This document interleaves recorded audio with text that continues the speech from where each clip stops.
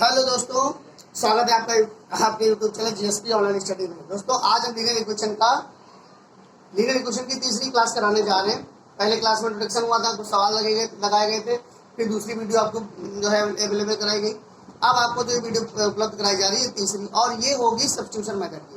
पहले में आपने ग्राफिकल मेथड पढ़ा, अब हम आपको पढ़ाएंगे सब्स्टिट्यूशन मेथड, उसके बाद एलिमिनेशन और फिर क्रॉस मल्टीप्लिकेशन से खत्म करेंगे चैप्टर को। तो आज हम बात करते हैं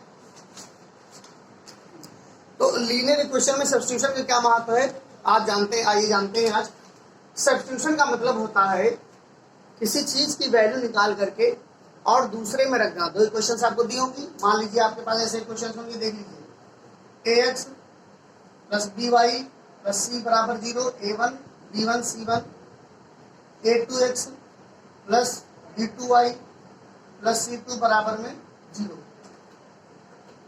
तो आपने ग्राफिकल मेथड 9th में भी पढ़ा था, वो लीनियर इक्वेशन में नॉन वेरिएबल था।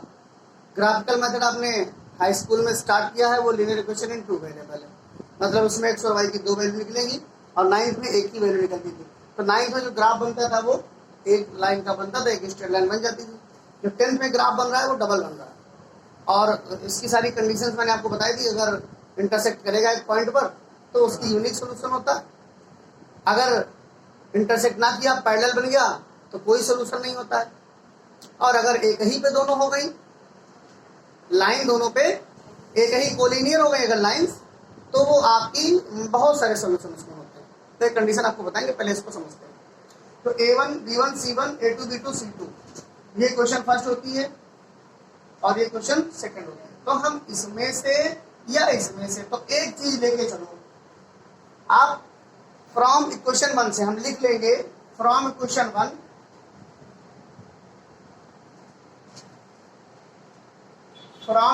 1 में से आप मान लीजिए b1y ऐसे लिखा है, b1y इज इक्वल टू में a1x माइनस का एंड c1, ये देखिए। तो y इज इक्वल टू की वैल्यू क्या आ जाएगी, a1x माइनस c1 अपॉन में b1। ये जो वैल्यू है ना, ये मेरे बच्चों ये वैल्यू उठा करके, अब देखिए फ्रॉम इक्वेशन 1 हमने इक्वेशन 1 से y की वैल्यू निकाल ली। अब put the value of y in equation 2। पहला है, दूसरा दोनों दूसरे में रख दिया मैंने। ये तो कैसे रखेंगे, ऐसे देखो a2x प्लस b2y की वैल्यू क्या है, a1x c1 अपॉन में b1 और प्लस का c2 is equal to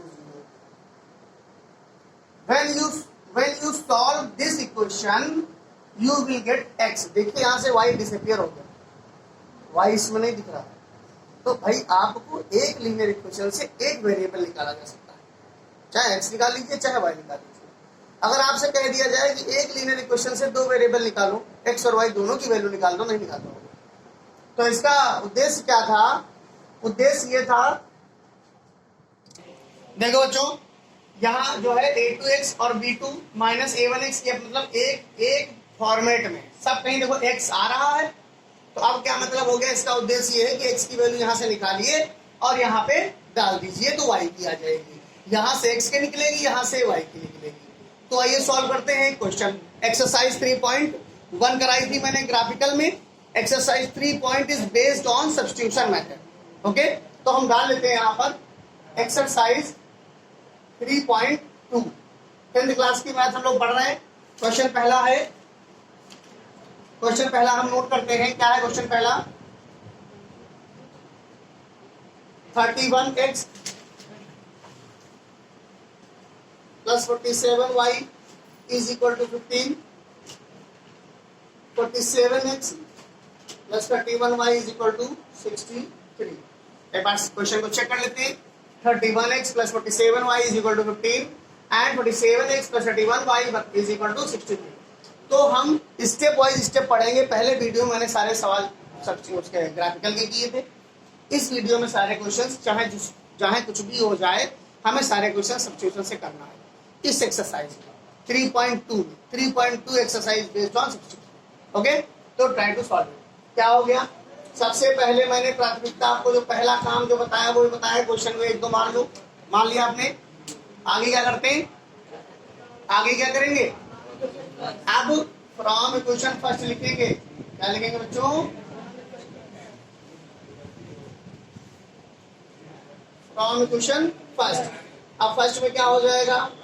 31x plus 47y is equal to 15।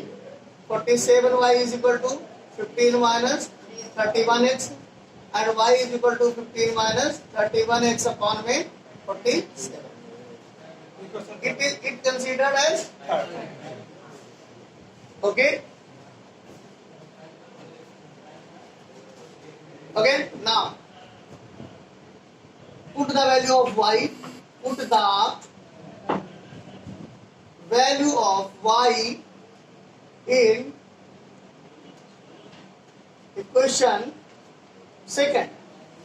Okay, 47x plus का 31 इंटू में बेटा 15 माइनस 31x अपॉन में 47 इज इक्वल टू में 63।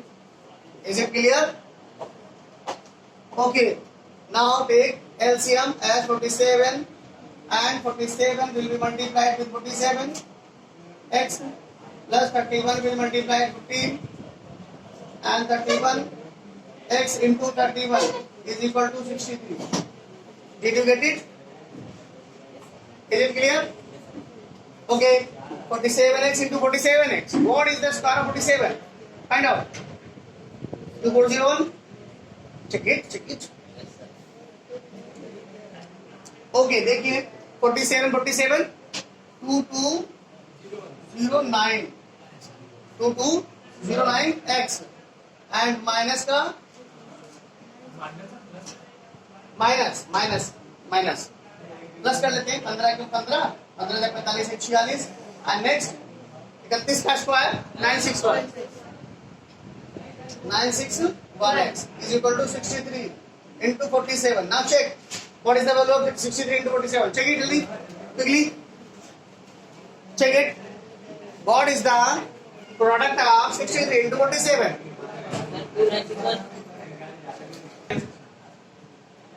What? 2209x minus में 961x is equal to में what is the product of this? 2961 minus 465 subtract करिए। 2961 से 465 subtract करो और उसको उससे सब्ट्रैक्ट करो। 9 में से 8 बचेगा, 10 बचेगा, 4 बचेगा, क्या 11 में हो गया 2, क्या कितना बचेगा 12 में 40 बचेगा शायद, और यहाँ पर 2496। वेरी गुड बेटा, वेरी गुड। x बराबर में 2496 अपॉन में 1248, 2 बार में कट जाएगा। x की वैल्यू क्या आ गई? What is the value of x?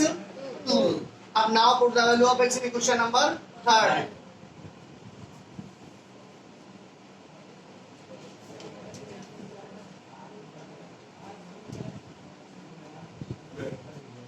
Question number 3rd। What?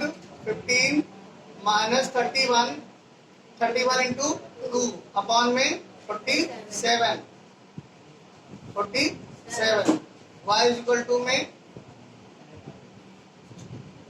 47 y is equal to में 12 में से 5 दिया 7, और यहाँ 47 माइनस का 47 प्लस का कट गया, y इज इक्वल टू क्या आ गया?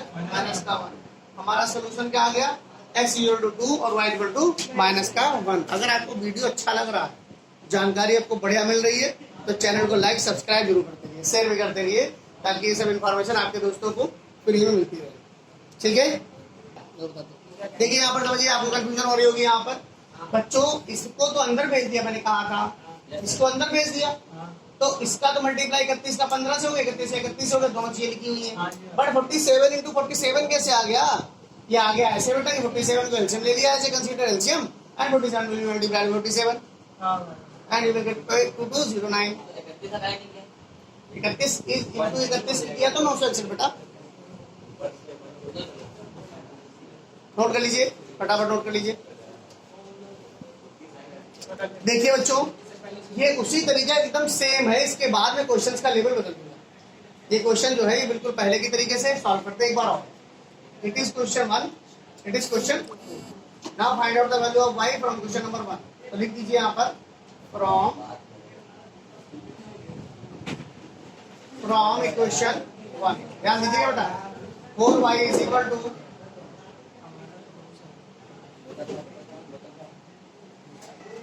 तो इसमें मैंने क्या किया कि y is equal to minus का 3x माइनस का 7 अपॉन में बेटा 4 कर दिया, एंड क्वेश्चन हो गई है third. Okay, now put the value of y in equation 2। 5x minus 7 into 3x minus 7 upon में 4 इज इक्वल टू में 2। ये 2 को इधर भेज दिया। बात क्लियर है? अब देखिए 5x माइनस प्लस 7 3 जा 21x 7 7 जा 49 अपॉन में 4 इज इक्वल टू में 2। Now take LCM 4 as LCM 4 5 जा 5x into 4 minus plus 21x plus 49 is equal to 4। Clear है? आगे 5 4 जा 20x प्लस का 21x प्लस का 49 is equal to 2 into 4। Is it clear? 20 21 41x and here is 4 2 जा 8 minus का 49 41x is equal to minus का 41, x is equal to minus का 41 upon में 41, x is equal to minus का 1, x is equal to minus का ना। बहुत जल्दी तो नहीं बता दिया, मुझे समझ लीजिए। मैंने यहाँ इनमें से पहला ही लेंगे, पहले से एक की वैल्यू निकाल लेंगे। मैंने y की वैल्यू निकाल ली, y के साथ में कुछ भी नहीं रहना चाहिए। जितना भी y के साथ मटेरियल है सारा नीचे भेज दो या ऊपर भेज दो। तो जो प्लस में है वो राइट हैंड में जाएगा, माइनस में है वो राइट हैंड में जाएगा, जो मल्टीप्लिकेशन में है वो अपॉन में चला जाएगा। तो 4 मल्टीप्लिकेशन में था, अपॉन में चला गया, और y और 7 जो था वो सब राइट हैंड में भेज दिया। x ये मतलब x और 7 है। तो put the value of y in question number 2। ये वैल्यू जो निकाली थी हमने y की, उठा करके दूसरे में रख दी। यही खेल नहीं रहा है, एक से निकालो दूसरे में रख दो। तो यहाँ रख दिया, तो यहाँ सॉल्व कर लिया। सॉल्व करने का थोड़ा सा फंडा है, देख लीजिए। मैंने बताया जैसा एलसीएम लेकर के यहाँ किया है, 4 5 20 कर दिया ऊपर, और 20 21 को जोड़ दिया, 41 हो गया। आगे आंसर x बराबर बना दिया। अब यहाँ पे अगली स्टेप पे कह रहे हैं put the value of x in equation third. जो कंसीडर करके हम लोग लाए थे थर्ड वाली, उसमें x की वैल्यू पुट करे ले रहे हैं। तो y इज इक्वल टू में माइनस का 3 इंटू माइनस का 1 माइनस का 7 अपॉन में 4, y इज इक्वल टू में 3 माइनस का 7 अपॉन में 4, y इज इक्वल टू में माइनस का 4 अपॉन में 4, y इज इक्वल टू में माइनस का 1 आ गया बेटा। ये तो आसान स्टेप है, इसमें कोई परेशानी आपको होनी नहीं चाहिए। माइनस में दोनों आंसर आ गए हैं। थम्स अप करते रहो, आंसर मजेदारी से पढ़ते रहो एकदम, ठीक है। आंसर जब आ जाए तो मुस्कुराओ और थम्स अप करते रहो, लाइक शेयर सब्सक्राइब करते रहो, ठीक है। देखिए ये बालाजी प्रकाशन की जो बुक बच्चे पढ़ रहे हैं, उनमें अब इनका होमवर्क जो है वो सुन लीजिए हमसे। होमवर्क आपका रहेगा 4 5 6 7, ये होमवर्क रहेगा। और एक सवाल भी है 3rd नंबर का, वो मैं करवाने जा रहा हूँ, जो है इसको आपको समझ लेना है। हाँ, तो ये आपका होमवर्क है। देखिए आपका सवाल नंबर 4 5 6 7 बालाजी प्रकाशन से। बुक से कोई मतलब नहीं रहता, आपको सीखना है linear equation 2 variable substitution method कैसे करना होता है। सारे आंसर्स मैंने लिख दिए चारों सवालों के, और ये सवाल आप होमवर्क में करिए। तब तक के लिए आप इनको सवालों को प्रिपेयर करिए, और मिलते हैं अगले वीडियो में। सब्स्टिट्यूशन के साथ ही मिलेंगे भी, ठीक है। तब तक के लिए गुड नाइट।